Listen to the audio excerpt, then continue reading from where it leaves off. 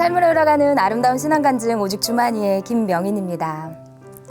양은 목자의 목소리를 기억한다고 하죠. 목자가 양의 이름을 부르면요, 양은 고개를 들고 제 이름을 부르는지 귀를 쫑긋 세웁니다. 그런데 목자는 다 같아 보이는 양들을 모두 구별하고 그 이름을 다 기억할까요? 목자는요, 양들을 구별할 때 몸에 있는 크고 작은 흠들을 보면서 누구인지 또 이름이 뭔지 파악한다고 합니다. 우리 주님도 우리가 지닌 크고 작은 흠들을 정말 잘 아시고 우리를 부르시고 돌봐주시는 거겠죠. 부르시는 주님의 음성에 순종하며 하나님의 어린 양을 만나는 시간, 삶으로 열어가는 아름다운 신앙간증 프로그램 오직 주만이, 오늘도 믿음의 사람들을 함께 만나봅니다. 그 전에요, 이 자리를 은혜롭게 채워주신 분들부터 소개해드릴게요. 춘천 한마음교회 성도님들 함께하고 계십니다. 반갑습니다.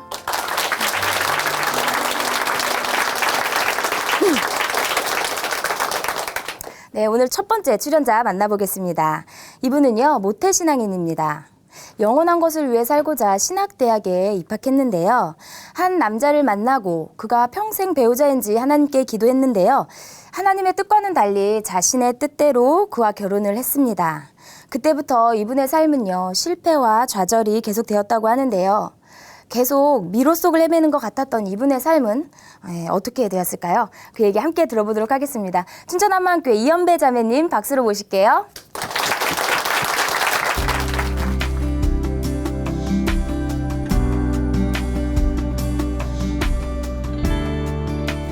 안녕하세요. 춘천 한마음교회 이연배입니다.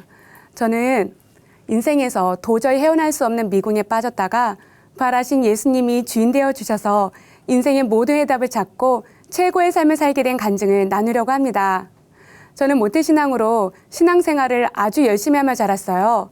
그러다 영원한 것을 위해 살기로 결심을 하고 신학대학교에 들어갔습니다. 그러던 대학교 1학년 말쯤 한 남자를 알게 되었어요. 어느새 가까워져 별 생각 없이 배우자 기도를 해봤는데 짝이 아니라는 거예요. 예상치 못한 응답에 고민이 되었지만 그동안의 정을 끊을 수가 없더라고요. 하나님, 짝이 아니어도 괜찮습니다. 제가 알아서 잘할 테니 가만히만 있어 주세요. 지금보다 더 열심히 하나님을 섬기겠습니다. 이렇게 기도했어요. 저를 보호하려 하셨던 하나님의 사랑이었는데요. 저는 그 사랑을 외면해버리고 인생의 미궁 속으로 이렇게 걸어 들어갔습니다. 사랑을 기대하던 마음엔 상처만 깊어지고 어린 나이에 감당해야 했던 여러 일들로 저는 점점 피폐해져만 갔어요. 사랑도 정도 아닌 상태로 헤어지려고 몇 번을 시도를 해도 끝내 어쩌지 못하며 갈등만 깊어지니 이럴 바엔 차라리 결혼을 해서 안정되게 살자는 마음으로 대학 졸업 후 바로 결혼을 하였는데요. 결국 결혼 2년 만에 갓 돌이 지난 아이를 얻고 집을 나오게 되었습니다. 내 인생은 다 끝이 났구나 하는 절망감 속에서 배우자 기도를 하였던 때가 떠올랐어요. 제 마음에 하나님을 꺾어낸 그 죄가 선명히 비춰지는데 하나님이 너무 두려웠어요. 어찌할 바를 몰라 저는 그 자리에서 도망치듯 하나님을 떠났습니다. 영원한 것을 위해 살고자 했던 인생의 꿈도 이렇게 무너져 버리고 이젠 하나님마저 의지할 수 없게 되어버리니 어린 나이에 혼자 아이를 데리고 어떻게 살아야 할지 죽을 것만 같더라고요. 그때 제 나이가 25이었어요. 어떻게 하든 살아야 하니 무슨 방법으로든 새로운 인생의 길을 열어야만 했어요. 전공을 바꾸기로 생각하고 유학을 위해 독일로 비자를 내었는데요. 무작위로 뽑혀 아무 이유 없이 적어도 10년은 비자가 나오지 않는다는 거였어요. 일단 여행 비자로 해서 독일로 들어가 재능이 있다고 생각해 미술 레슨을 받았는데요. 제가 갈 길이 아닌 게 그냥 알아지더라고요. 독일 유학에 미련을 접고 다시 한국으로 와서는 미술 치료를 해보려고 하였어요. 그런데 책의 그림만 봐도 토할 것 같이 머리가 아파지니 더 이상 할 수가 없겠는 거예요. 그리고 나서 언어 감각을 살려 동식 통역사가 되려고 수능을 다시 준비해 외국어 대학교 1학년에 들어갔어요. 그런데 입학을 하고 보니 그해 3학년 학사편이 경쟁률이 미달이었던 거예요. 힘들게 돈을 벌며 아이를 키워야 하는 상황에서 굳이 1학년부터 다닐 걸 생각하니 너무 암담하더라고요. 한 학기 만에 그만두었습니다. 그리고 마지막이란 생각으로 심리학에 도전해 이번엔 명문대학 3학년 학사 편입을 시도했어요. 마침 경쟁률도 낮았고 면접에서 자신 있는 질문을 받았는데요. 갑자기 머리가 백지가 되는 거예요. 있는 힘을 다해 아무리 노력을 해도 살아갈 길은 찾아지지가 않고 오히려 발버둥을 치면 칠수록 미궁 속으로만 빠져드는 것 같았어요. 하지만 그렇다고 해서 이대로 주저앉아 있을 수만은 없잖아요. 아이를 키워야 하니 무슨 일을 하든 일단 돈을 벌자 생각하고 학습지 회사에 들어갔어요. 내성적이었던 제 성격상 할 수 있는 일이 아니었어요. 목숨 걸고 일을 했죠. 정말 열심히 했어요. 어느새 기반도 잡히고 일에 대한 자신감도 생겨나 지사를 내어 본격적으로 돈을 벌어야겠다 생각하고 일을 추진하고 있었어요. 그런데요, 지금 이 순간 돈을 쫓아가면 하나님께로 다시는 영영 돌아갈 수 없을 것만 같다는 생각이 드는 거예요. 돈이냐 하나님이냐의 갈림길에 서게 된 것이죠. 그럴 때 제 마음을 결정짓게 하는 한 사건이 일어났어요. 마트에서 아이와 함께 장을 보고 있었는데요. 한 점원이 지나가다가 저를 슬쩍 치고 간 거예요. 그 순간 제 속에서 참을 수 없는 분노가 치밀어 오르는데요. 한 발짝만 더 나갔다간 죽음이구나 직감이 되었어요. 여기까지 오는 사이 사실 제 상태는 말이 아니었어요. 과거의 아픔을 견디며 혼자 아이를 키우는 데서 오는 현실적 어려움들을 감당해내기란 쉬운 일이 아니었어요. 인생에 대한 억울함이 너무나도 커 마음엔 울분이 가득했고요. 사람들에 대한 적대감도 커져만 갔습니다. 남들에겐 이런 저를 철저히 가리고 저 자신도 제 스스로를 외면하고 살았는데요. 수시로 이런 저를 직면하게 되는 순간에는 이러지도 저러지도 못하고 미칠 것만 같았어요. 그냥 생각만 해도 죽을 것만 같았죠. 밤마다 꿈으로 시달리고 가위눌림, 우울증에 불면증, 대인기피증 등의 증상들은 나날이 심각해져 갔어요. 친구들과 가족들이 많이 챙겨주었지만 쉽사리 마음을 열 수가 없었어요. 친한 친구 결혼식에도 가지 않았고요. 명절에조차 친정에도 가지 않았습니다. 공허한 마음을 달래줄 아무나기 없어 저는 TV와 게임기로 살았는데요. 밤새 TV를 보다 방송이 끝나버린 흰 화면을 멍하니 쳐다보고 있기가 일쑤였고요. 일을 하다가도 10분의 여유만 있으면 집으로 달려와 TV를 보았어요. 또 아이 신발을 사면서 사은품으로 받은 게임기를 항상 지니고 다니다가 운전 중에라도 신호등에 빨간불만 켜지면 그 사이 게임을 막 하는 거예요. 여기저기 다치고 아프고 교통사고에 집에 도둑이 들고 하는 등의 전에 없던 사건 사고가 계속 일어나면서 삶에 대한 절망감마저 극에 달하고 있었습니다. 아무런 소망도 없이 살아야 하니 살 수밖에 없는 제 인생이 참 비참했어요. 이 세상에서 나만큼 불행한 사람은 없다고 생각됐고 세상 모든 사람들이 부럽게만 보였어요. 내 인생이 어쩌다 이렇게 되어버렸는지, 나는 왜 이렇게 살아야만 하는 건지, 도대체 어떻게 살아야 할지 제 인생에 답이 없는 거예요. 마지막으로 하나님께 다시 한번 인생을 걸어보자는 결론이 내려졌어요. 어떻게든 하나님께로 돌아가기 위해 덮어놨던 성경을 펼쳐 읽어도 보고 기도원도 갚보고 하였는데요. 다 소용이 없었어요. 하나님께로 돌아가는 것마저 내 의지로 되지 않자 저는 더 이상 버텨낼 힘이 없어졌어요. 바닥에 완전히 엎드려져 죽기 살기로 무조건 하나님을 찾았어요. 하나님만 만날 수 있다면 그곳이 지구 끝 어디일지라도 전혀 문제가 되지 않을 간절함이었어요. 그런 지 한 달 반이 지날 때 춘천 한마음교회 얘기를 듣게 되었어요. 그곳에 가면 하나님을 만날 수 있겠다는 마음의 확신이 들어 연고도 없던 춘천으로 곧바로 이사를 하였습니다. 교회 등록 후 일꾼을 따라 캠퍼스 전도 집회를 가게 되었어요. 부활에 대해 이야기를 하더라고요. 나눠준 복사물을 쭉 훑어보니 이건 초보도 아니고 초입문인 내용이라고 생각되었어요. 내 수준까지 오려면 한참 걸리겠군 생각하며 듣지 않았습니다. 다 아는 걸 들을 필요가 없잖아요. 그렇게 주일을 맞아 교회를 갔는데요. 목사님께선 아예 매 예배를 부활에 대한 말씀으로만 집중적으로 끌고 가시는 거예요. 예배 후 성도들은 삼삼오오 모여서서 교제를 나누는데 여기 가도 부활, 저기 가도 부활, 교회 전체가 온통 부활, 부활인 거예요. 저는 이때가 3월이었기 때문에 부활절이 가까워 그런가 보다 했어요. 이 교회는 부활절을 특별히 중요시 여기는구나 생각했죠. 그런데 부활절이 지났는데도 여전히 부활의 열기는 식을 줄을 모르는 거예요. 저는 이러한 현상을 어떻게 받아들여야 할지 너무 당황이 되었는데요.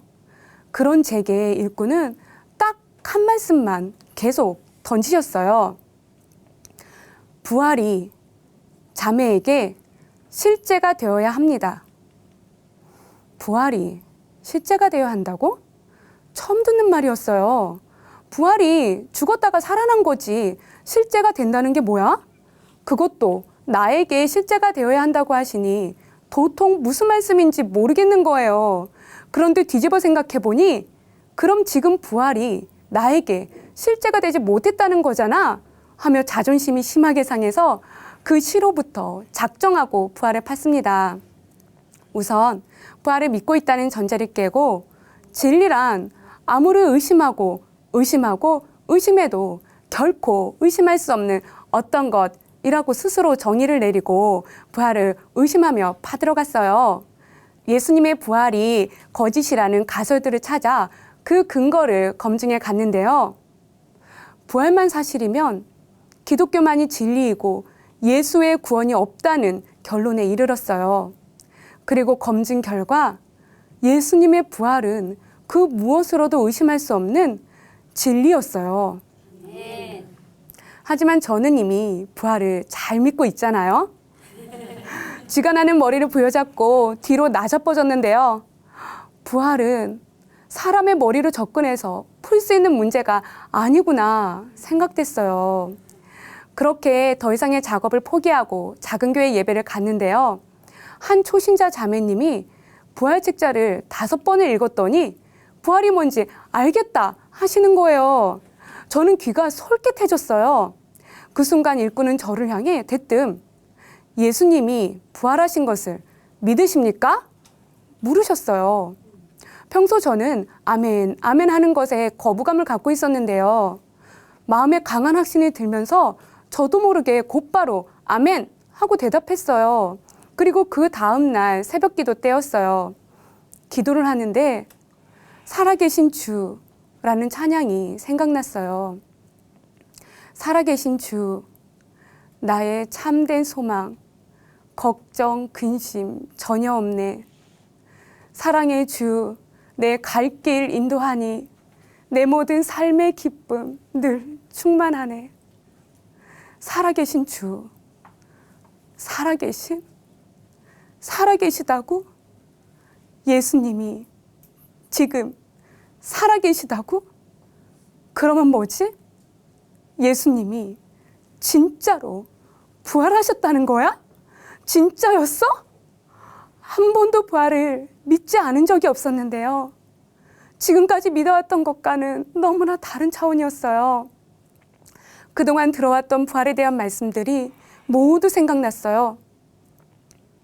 성경의 예언대로 예수님이 실제로 부활하셨고 이분이 지금도 살아계신 창조주 하나님이라는 사실이 선명해졌어요. 순간 예수님을 믿지 않았던 제 마음이 숨길 수 없이 그대로 드러나 버리는데요. 까무러치는 줄 알았습니다. 아, 내가 예수님을 믿지 않았구나. 가슴 찌는 통곡이 터져나왔어요. 부활하신 예수님 앞에 서니 제 인생이 그럴 수밖에 없었던 이유가 그냥 알아졌어요. 예수님을 믿지 않았기 때문이었어요. 어려서부터 하나님을 믿는다고 생각하며 열심으로 섬겼지만 제 마음 중심엔 예수님이 없었어요.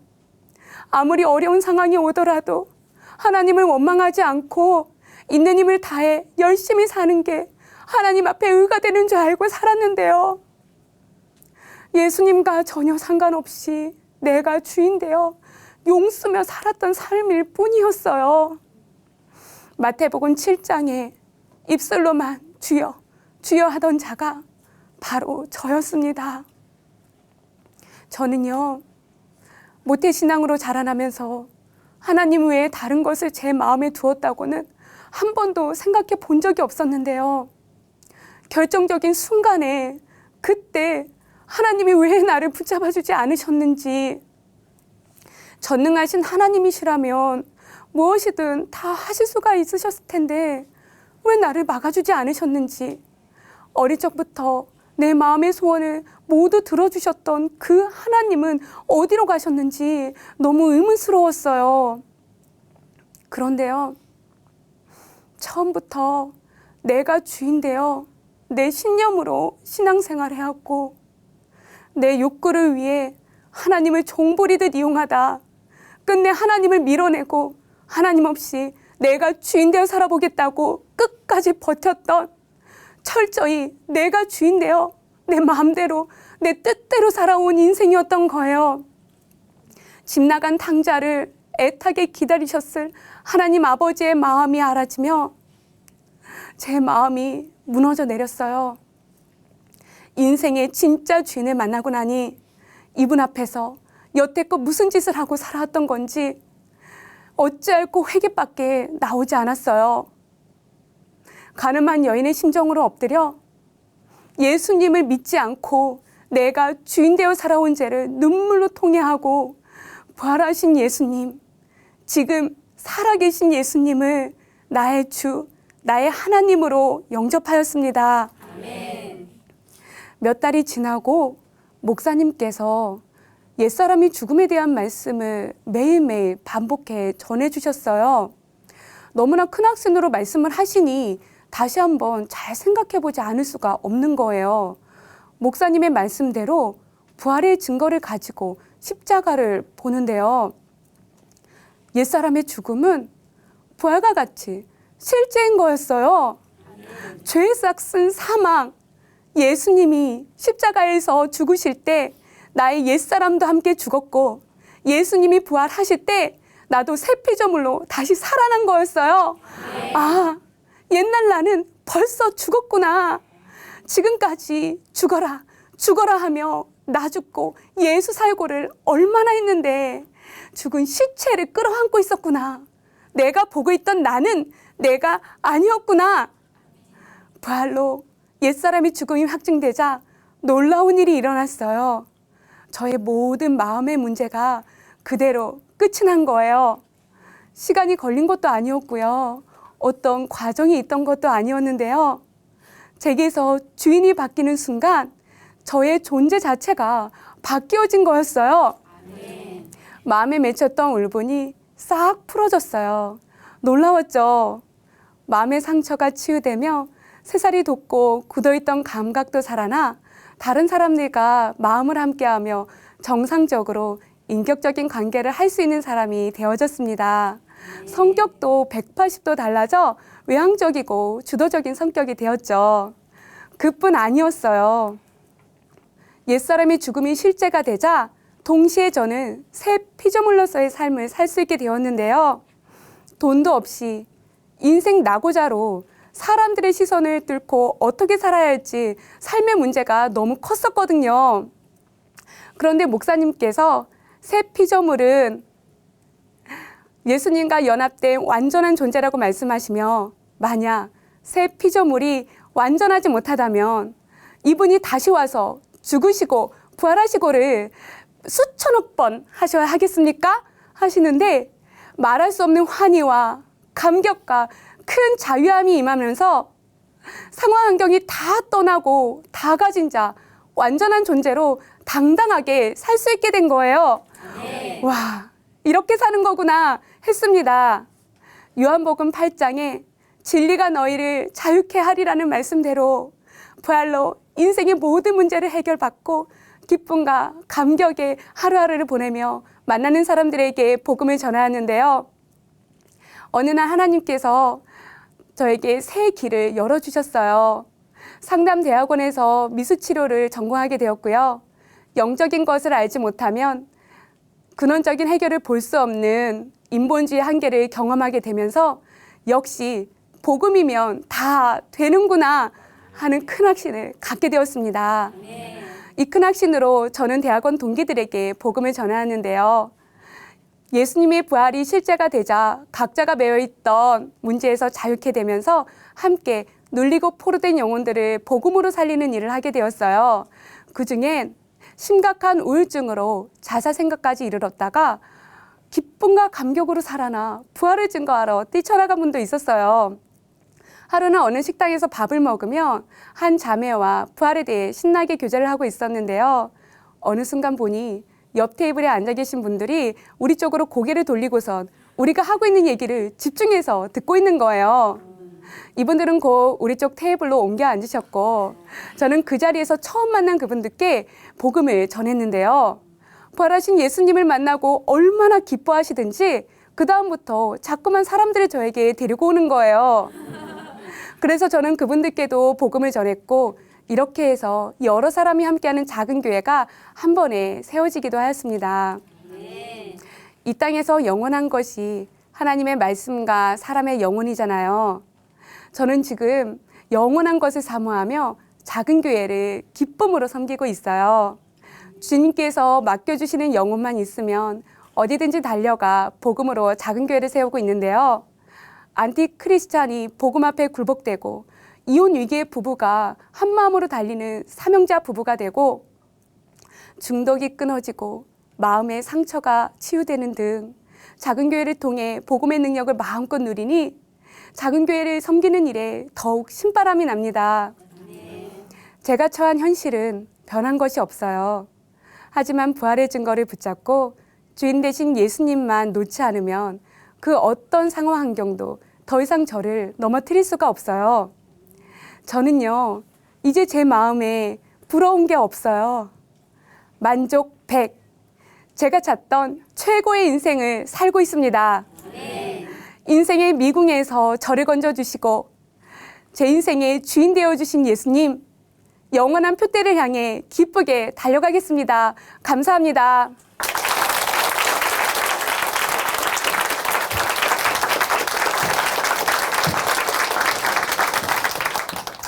네, 하나님의 방법은 사람들의 헤아림으로 알 수 없다고 하죠. 이연배 자매님은 스스로 미궁 속의 삶을 살았다고 고백했지만요. 네, 하나님께서는 자매님을 향한 분명한 계획을 가지고 계셨던 것 같습니다. 긴 방황을 마치고 돌아온 지금 그때를 돌아보면 아무도 없었던 것 같지만 오직 예수님만은 자매님을 위해서 간절히 기도하고 기다리고 계셨던 것 같습니다. 이제 다른 사람의 상처와 아픔을 이해하는 그 마음으로요, 더 많은 영혼들을 위해서 예수님의 사랑과 은혜를 나눠주시기를 기대하겠습니다. 네. 다시 한번 이연배 자매님 간증 감사하고요.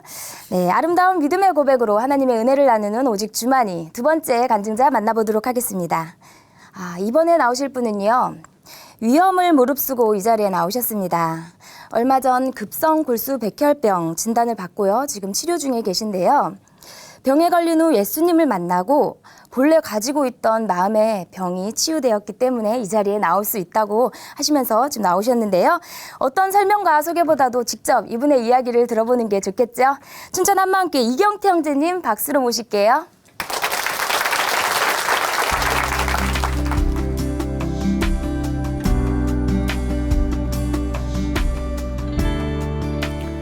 안녕하세요. 춘천 한마음교회 이경태입니다. 저는 얼마 전 급성 골수 백혈병이라는 암에 걸려 현재 치료를 받고 있는데요. 제가 비록 몸은 아프지만 제 마음이 치료받았기 때문에 감염에 대한 두려움 없이 이 자리에 나오게 되었고, 부활하신 예수님을 제 마음속의 주인으로 모시고 새로운 삶을 살게 된 간증을 하겠습니다. 저희 어머니는 제가 어렸을 때부터 식당을 하셨는데요. 세상의 모든 일이 그렇지만 음식 장사도 그리 쉽지만은 않습니다. 어머니는 늘 힘들게 일하시며 집안 생계도 도맡아 책임지셨는데 그런데 아버지는 늘 술과 친구들을 좋아했고 귀가 참 얇으셔서 남들에게 잘 속아 경제적으로 어렵게도 만들고 가정 폭력도 있었습니다. 그리고 인생의 마지막은 췌장암에 걸려 돌아가셨는데 그때는 아버지가 돌아가셨다는 슬픔보단 어머니를 힘들게 하는 아버지란 존재가 싫어서인지 돌아가셨을 때 눈물 한 방울 나지 않더라고요. 그런 아버지를 보고 자라면서 세상에서 절대로 닮고 싶지 않은 사람이 생겼는데요. 경제적으로 무능력한 사람, 책임감 없는 사람이었습니다. 군대를 제대하고 회사에 취업해서 지금까지 같은 회사에 다니며 정말 열심히 일했는데요. 공부도 잘하지 못했고요. 특별한 재능도 없지만 그래도 어머니를 닮아서인지 포기하지 않고 끝까지 일하는 근성은 있었거든요. 정말 바쁘고 열심히 20, 30대를 보냈고 일하는 거 말고는 특별히 취미나 여가 생활을 해본 적도 없으니까요. 나름 회사가 번창해지는 것에 저도 한몫한다는 자부심도 있었고요. 결혼하고 누구나 행복한 가정을 생각하듯 저도 마찬가지였는데 늦은 퇴근과 또 아내와 싸우는 횟수가 늘어나면서 행복과는 멀어져 가고 있었습니다. 항상 일 생각이 먼저였고 결혼 생활 11년 동안 가족들과 저녁 식사를 해본 것이 손으로 셀 수 있을 정도였으니까요.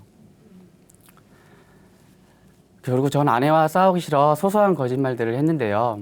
예를 들면 담배를 싫어하는 아내 때문에 담배를 끊었다고 거짓말을 하고 현관이나 부채통에 숨기고 다니다가 걸리기도 했습니다.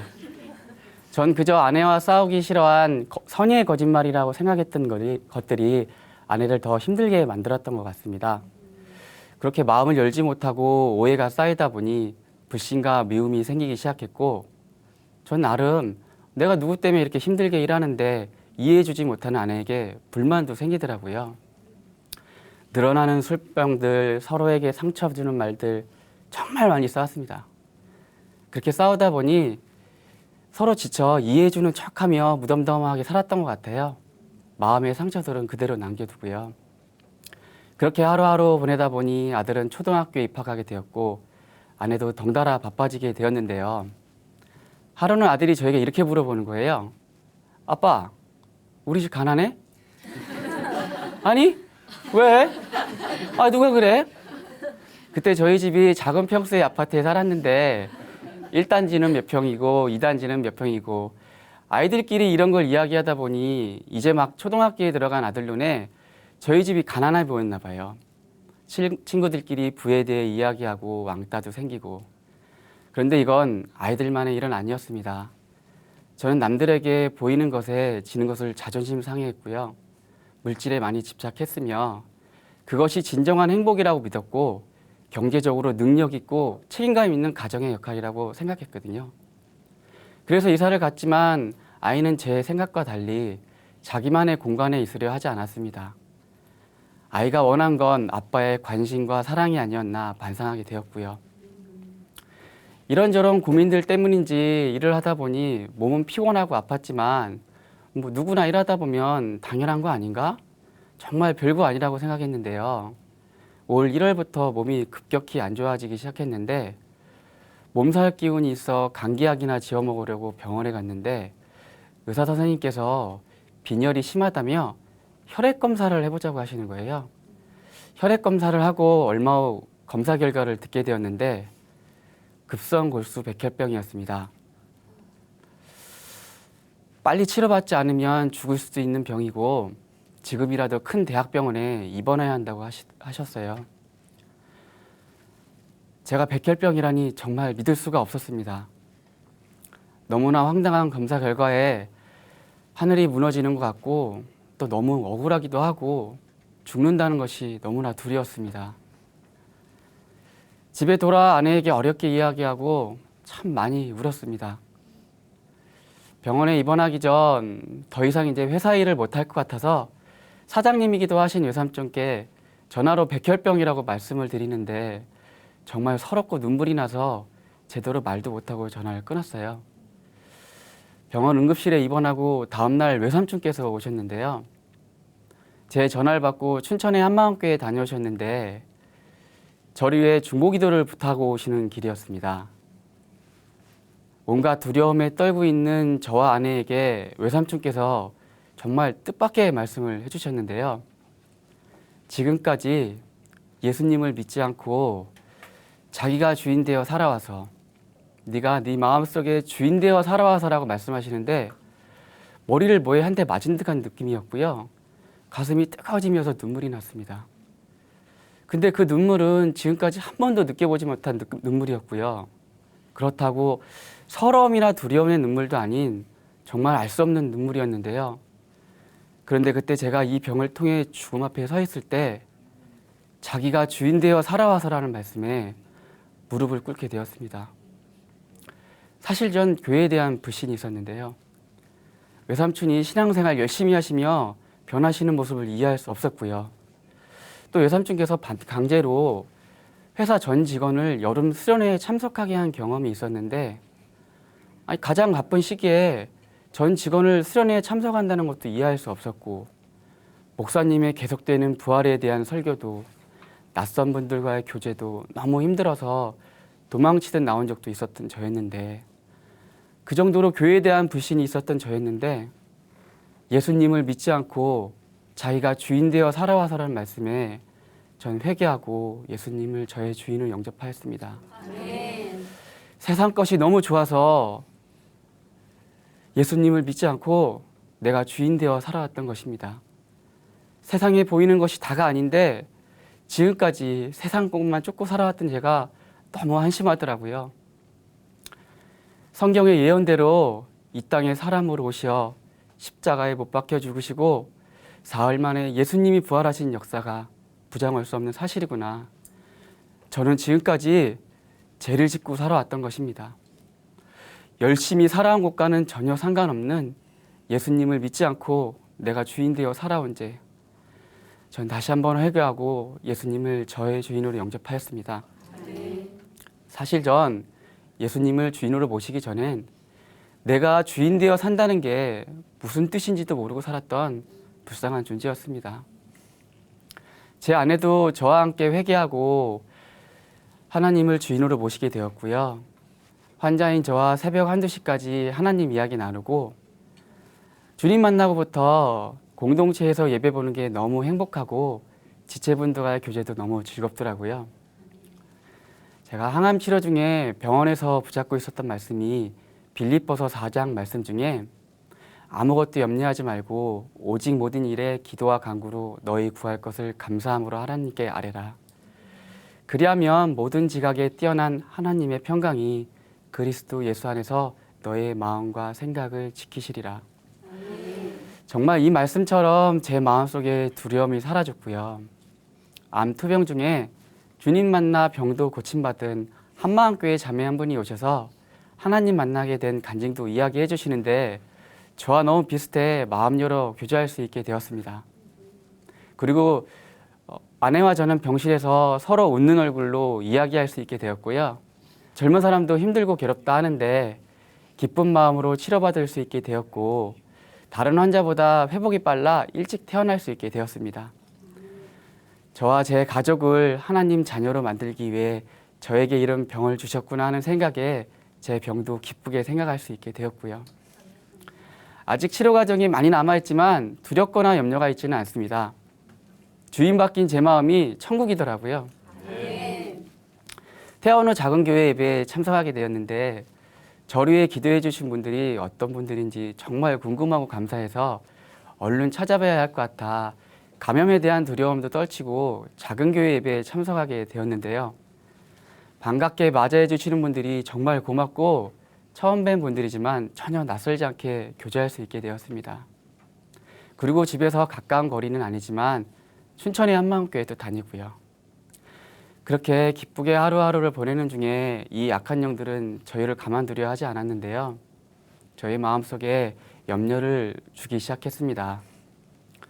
급성 골수백혈병은 다른 암과 달라 여러 번의 항암 치료 후 마지막에 골수이식을 받아야 완치가 가능한데요. 저는 형제가 없어 타인에게 골수이식을 받아야 합니다. 조혈모 세포은행에 등록 후 저와 유전자가 일치하는 공여자가 국내에 단 1명이라는 걸 알게 되었고 또 정확한 유전자 검사를 통해 완전 일치가 돼야만 이식이 가능하며 또 이 한 분이 골수 이식을 증여한다는 보장도 없었습니다.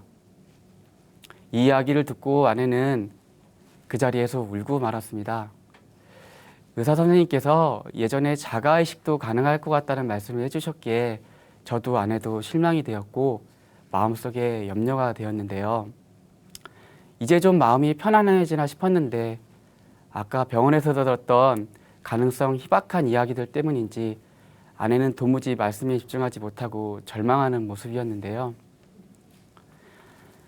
항상 외래 진료를 갈 때마다 좋은 소식을 듣다가 우리나라에서 단 한 명, 그 단 한 명이라는 소리에 무너지고 말았던 것입니다. 저는 아내에게 사도행전 말씀을 읽어주었는데요. 저를 죽은 자 가운데서 다시 살리신 것으로 모든 사람에게 믿을 만한 증거를 주셨음이니라 하니라.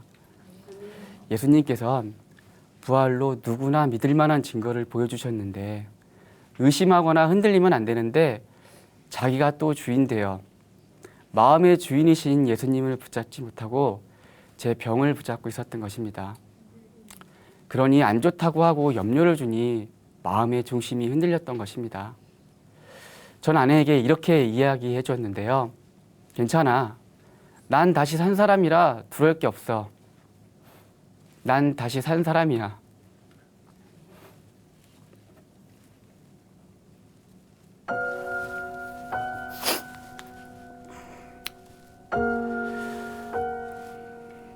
난 마음이 치유된 사람이야.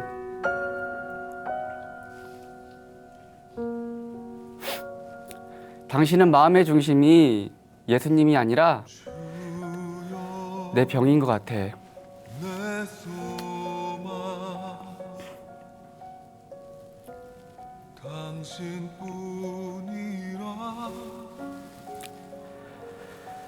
내 병 때문에 힘들어하지 마. 예수님 부활을 잡은 거야. 내 병을 붙잡고 있는 거야.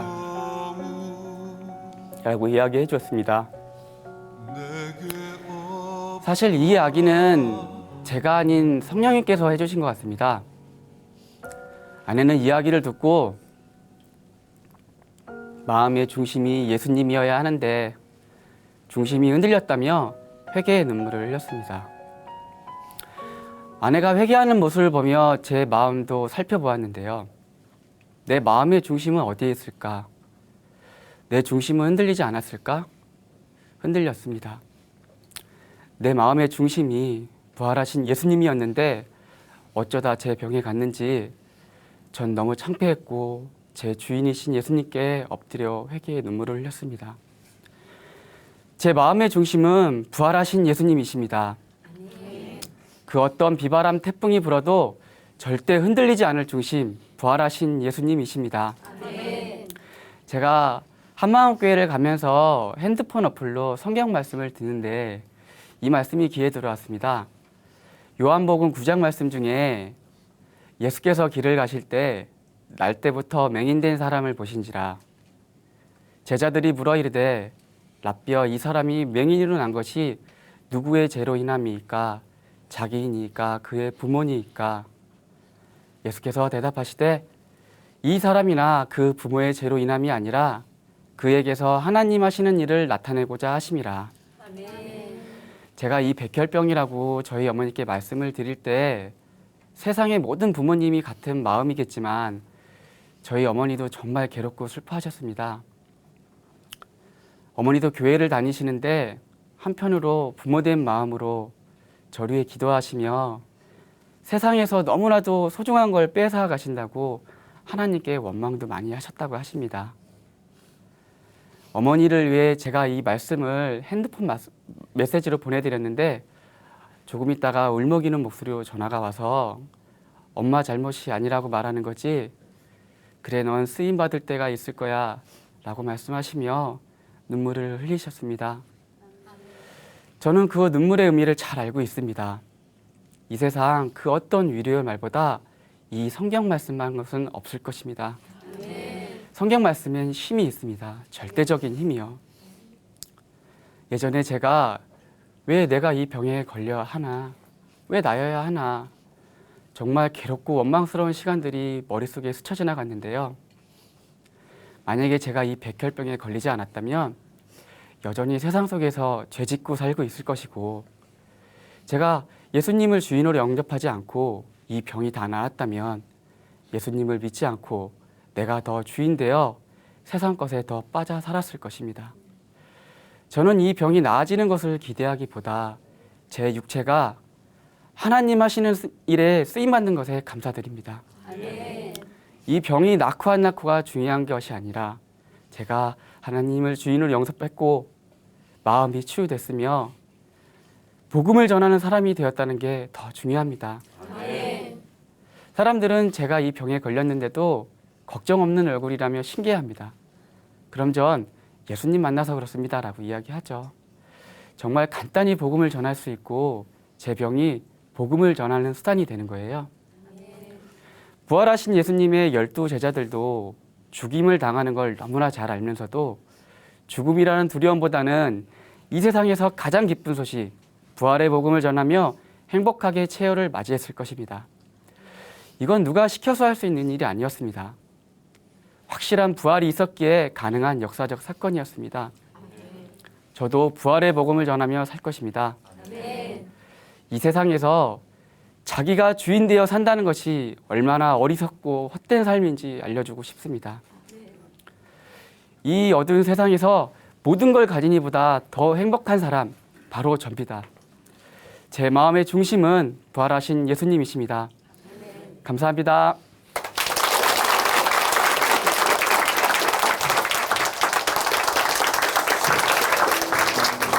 네, 이경태 형제님 간증 감사합니다. 하나님의 기적은 이미 이 자리에 있음을 고백합니다. 하나님은 형제님의 마음을 고쳐주셨고요. 이제 그 손길이 형제님의 몸까지도 온전히 치유해 주시기를 함께 기도하겠습니다. 빌립보서 4장 6절 아무것도 염려하지 말고 오직 모든 일에 기도와 간구로 너희 구할 것을 감사함으로 하나님께 아뢰라. 그리하면 모든 지각에 뛰어난 하나님의 평강이 그리스도 예수 안에서 너의 마음과 생각을 지키시리라. 항암 치료 받을 때 붙잡는 말씀이라고 하셨는데요. 그리스도 예수 안에 있으면 이 말씀이 바로 삶의 고백이 된다는 사실 이 시간 다시 한번 깨닫게 되었습니다. 네, 이경태 형제님을 위해서 함께 기도하겠습니다. 감사합니다. 하나님으로 인해 변화한 삶의 고백이 있는 간증 프로그램 오직 주만이 오늘은 여기까지입니다. 지금까지 함께해 주신 춘천 한마음교회 성도님들 그리고 시청자 여러분 감사드립니다. 이 시간 오늘도 찬양으로 마무리하겠습니다. 찬양해 주실 분은요 리셋이고요. 함께할 찬양은 내 가는 길입니다. 오늘도 오직 예수님의 능력으로 승리하는 하루 보내시길 바랍니다. 감사합니다.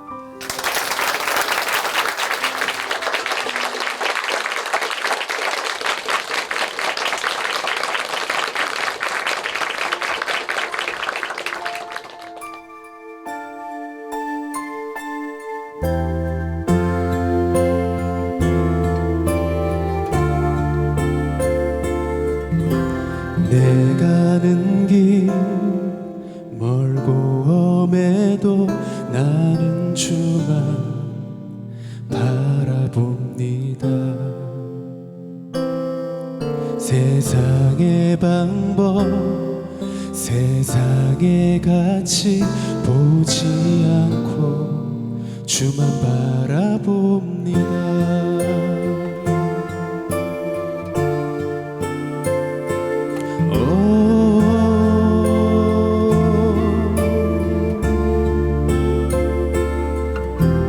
내 가는 길 멀고 험해도 나는 주만 바라봅니다.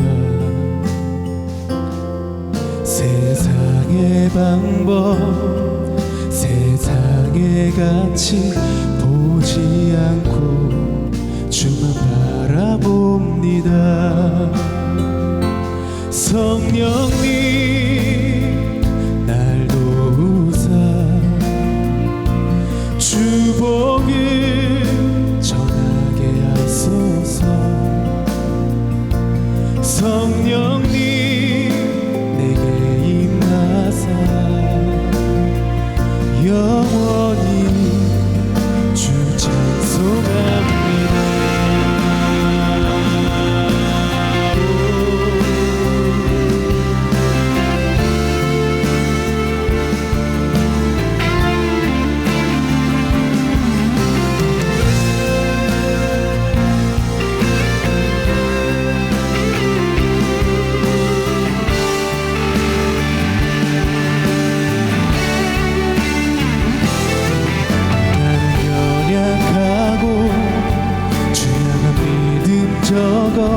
낙심하고 슬퍼하고